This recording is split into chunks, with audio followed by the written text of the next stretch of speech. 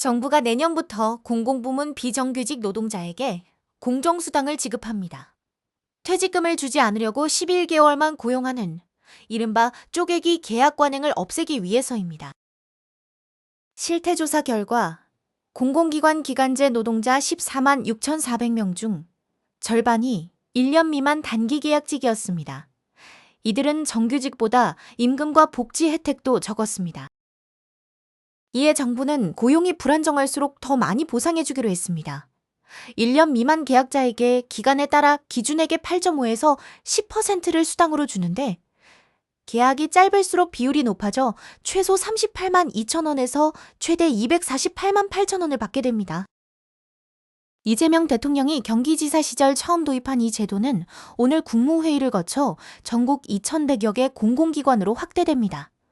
앞으로 1년 미만 단기 계약은 원칙적으로 금지하고 15시간 미만 초단시간 채용도 제한해 경영평가에 반영합니다.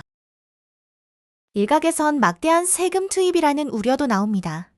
이에 정부는 공공부문이 선도해 민간까지 처우 개선을 이끌겠다고 밝혔습니다. 한편 이번 대책에서 빠진 공무직 처우 문제는 오는 9월부터 추가 논의할 예정입니다. 이재명 대통령은 28일 청와대에서 열린 국무회의에서 우리 군의 자주국방 역량을 강조하며 최근 우리 사회 일각에서 확산하는 군사안보 불안감을 강하게 일축했습니다.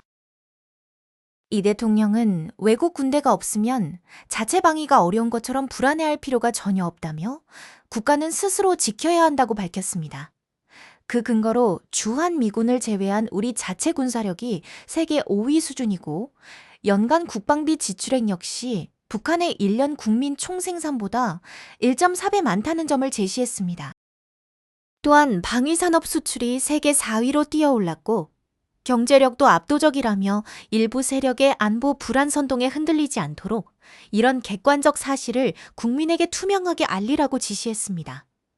이와 함께 이 대통령은 스스로 전략과 작전 계획을 짤 준비를 충분히 해야 하며 앞으로 국방력을 더욱 강화하겠다고 덧붙였습니다. 이에 안규백 국방부 장관은 분기별로 작전성 검토를 갱신하며 외부 평가도 받고 있다며 전시작전 통제권 회수를 앞당길 수 있는 무형의 자산과 전략 체계를 모두 갖췄다고 보고했습니다. 위성락 국가안보실장 역시 정부는 가급적 짧은 기간 안에 전자권 전환을 완료하는 방향으로 협의 중이라고 밝혀 정부의 신속하고 단호한 전자권 회수 의지를 거듭 확인했습니다. 도이치모터스 주가 조작과 통일교 금품 수수 혐의 등으로 재판에 넘겨진 김건희 여사가 항소심에서 중형을 선고받았습니다.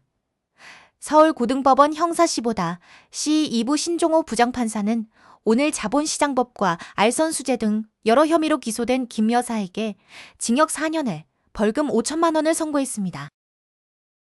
이는 1심에서 선고된 징역 1년 8개월보다 형량이 2배 이상 크게 늘어난 결과입니다.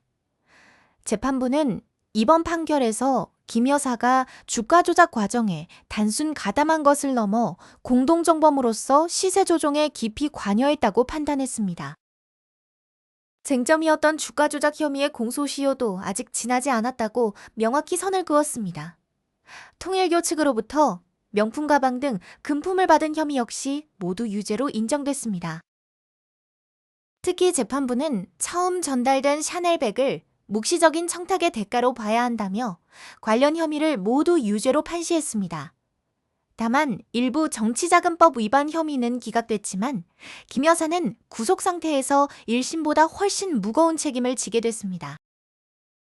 이재명 대통령은 청와대에서 열린 제18회 국무회의와 제6차 비상경제점검회의를 주재하며 교권과 학생 인권은 대립관계가 아니라고 강조했습니다. 최근 교권 침해 사건이 잇따르는 상황에서 실질적인 보호 방안과 교육 현장 안정을 위한 해법 마련을 지시했습니다. 공교육 정상화의 출발은 교사의 인권 보호라며 행정 업무를 줄여 수업과 학생 지도에만 집중할 수 있는 환경을 만들어야 한다고 당부했습니다. 이 대통령은 특히 안전사고 책임에 대한 부담으로 소풍이나 수학여행을 기피하는 현상을 지적했습니다. 구더기가 무서워 장독을 없애서는 안 된다는 비유를 들며 이는 책임 회피를 위해 학생들의 소중한 기회를 빼앗는 것이라고 비판했습니다. 그러면서 본인의 초등학교 5학년 시절 경주 수학여행이 평생의 기억으로 남았다며 현장 체험의 중요성을 역설했습니다. 해법으로는 안전요원을 보강하거나 추가 인력을 채용하는 방안을 제시했습니다.